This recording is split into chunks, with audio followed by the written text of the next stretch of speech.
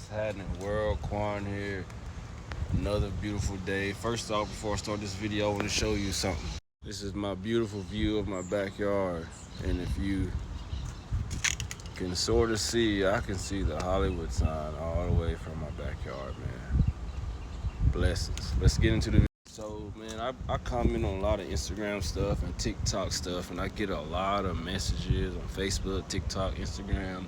And a lot of people say one of the most questions I get is, why would somebody start doing those hard drugs? You hear all the bad things and overdoses and the quality of life goes down. Why would somebody even start to try to take drugs in general, but definitely hard drugs?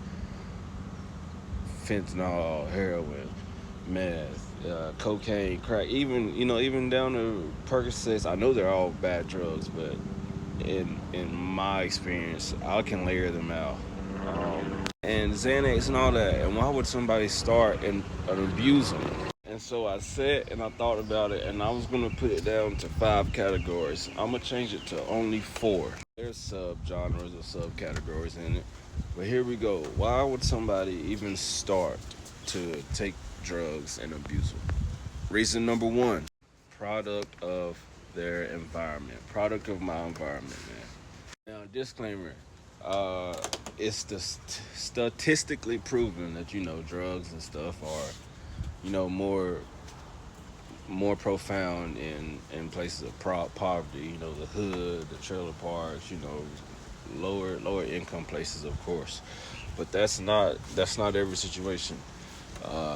There's drugs in the rich parts. There's drugs in the middle living parts. It's everywhere, man. It does not discriminate black, white, skinny, poor, rich, got a job, no job, food stamps, no food stamps. It doesn't discriminate. Parents, children, grandparents, it doesn't matter. I've seen it all. And product of my environment is, I'll say, the number one, not the number one reason, but I'll say group number 1. The things you're around, the people that you're around.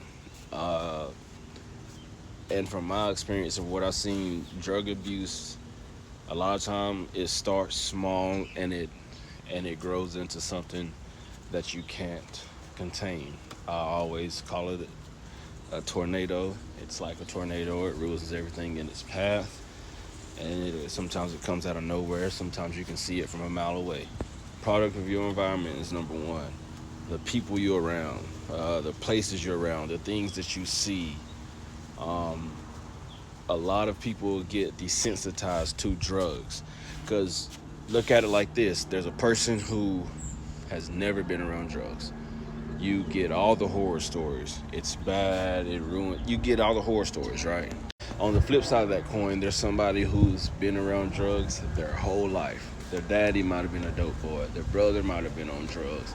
They might have even experimented with drugs. And for some reason in our mind, even our conscience tells us this is wrong, you're going down the wrong path. Something in our mind clicks that they can continue doing this. That's why we hide it from people. That's why we only get around people who do the same drugs as us. It's our own little world, and there's not really any explaining to it. But product of your environment is one reason people do drugs. It's just around them. They've just been around them. They've experienced with it, and whether it's been a good experience or a bad experience, something keeps them going back to it. And especially in places where drugs are plentiful. If you don't have a hard time finding your drugs, that's just going to add to the abuse. Reason number 2, trauma. I can't speak for a generation before me, but for my generation, I have seen, and I still see to this day, that the younger people and the middle-aged people, we have trauma, and they have trauma that they haven't dealt with. They have trauma that they don't even know is even trauma. God forbid, maybe something happened to you as a child. Maybe something was happening with you as a child, and you've held all that stuff in, and you really haven't had an outlet. In some cultures, in some generations, people don't even believe in therapy. They look at therapy as soft. They look at therapy as a therapist is just doing that to get their money.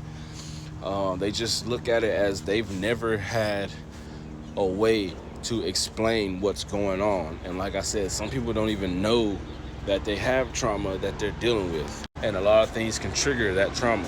So maybe something happened to that person as a child. Maybe something happened where they lost a parent, maybe lost both parents. They might have lost a sibling.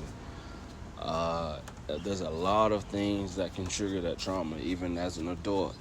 God forbid, but you lose a child, or you start going through these money situations, and you might lose a home, and just all sorts of things that can be a traumatic experience that we don't get to express, understand, and try to heal from. Trauma is definitely number two, which goes right in hand to number three, man. I will go ahead and be honest with you. I'm always honest as a book.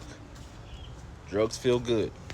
Sounds crazy to see. I know you see people on the side of the road and they're tripping and their quality of life is terrible, and you see people and they spend all their money on drugs and the quality of life has just gone downhill. But in that instance, when you're using those drugs, that is our therapy. That is how we get away from everything on this earth that is bothering us, is that drug. That euphoria, or I can't even say the word. I think it's euphoria.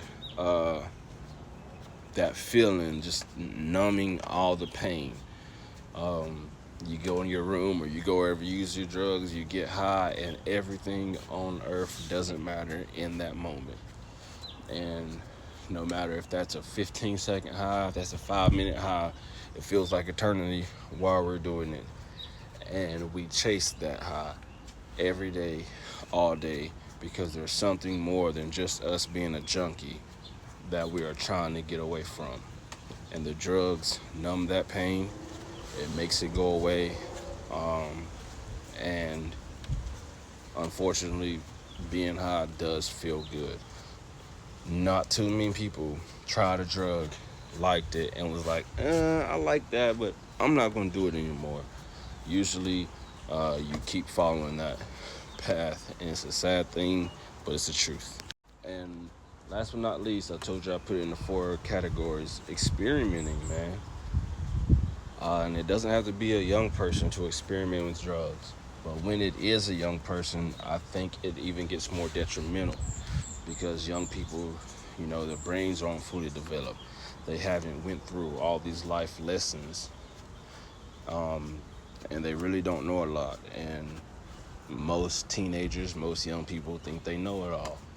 I thought I knew it all when I was younger. I'm 32 years old today, and I still don't know it all. I'm learning every day. But experimenting, that's why I say weed is a gateway drug for some people. Because you start with weed, you start making drug deals, you learn how to hide it from the people around you that think it's taboo. And all it takes is for one dealer to show you something, show you how to do it. Because if somebody wants you to do drugs with them, they're going to show you how to do it. Show you how to do it. You like the feeling. It feels good, especially if you don't have a bad experience. And right then and there, you now went from one drug to another. On top of that, you know where to get it and how to do it. The product of your environment, the trauma, the actual feeling of the drugs, and experimenting, all that mixed up will take someone from drinking alcohol to smoking weed to snorting or popping pills to upgrading to heroin to meth to fentanyl to cocaine, crack. All of that is mixed up together, and it becomes one large tornado. And right then and there, that is how you see drug abuse explode. And obviously for different people, there's way more factors. There's different factors. But I promise you, from an addict to another addict that's seen quality of life go down, nobody wants to continue doing that. They just don't have an outlet yet, or they haven't reached that point to where they would do anything to get out of that lifestyle. But I get that question a lot. Why would somebody even start doing drugs? Those are a few reasons. It's Quan. I'm out of here. Peace out.